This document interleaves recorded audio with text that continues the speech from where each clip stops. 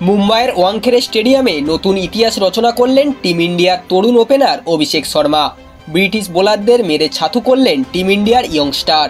আজকের ভিডিওটি ধামাকাদার হতে চলেছে, সো ভিডিওটি স্কিপ না করে সম্পূর্ণ দেখতে থাকুন। আর এই চ্যানেলে নতুন দর্শক হয়ে থাকলে চ্যানেলটিকে অবশ্যই সাবস্ক্রাইব করুন। মুম্বাইয়ের ওয়াংখেড়ে স্টেডিয়ামে নতুন ইতিহাস রচনা করলেন টিম ইন্ডিয়ার তরুণ ওপেনার অভিষেক শর্মা। যে ওয়াংখেড়ে স্টেডিয়ামে এতদিন সুনীল গাভাস্কর, সচিন তেন্ডুলকর, রোহিত শর্মা, বিরাট কোহলিদের নামে ধ্বনি উঠত, সেই ওয়াংখেড়ে স্টেডিয়ামে এদিন শোনা গেল অভিষেক শব্দধ্বনিতে। এদিন মুম্বাইতে টস জিতে বোলিং করার সিদ্ধান্ত নেয় ইংল্যান্ড, কিন্তু এই সিদ্ধান্ত বুমেরাং হয়ে যায়। ইনিংসের শুরু থেকেই ইংল্যান্ডের বোলারদের নিয়ে কার্যত কচুকাটা করলেন অভিষেক শর্মা। অভিষেকের দাপটে 6.3 ওভারেই ভারতের স্কোর 100 রান পার হয়ে যায়।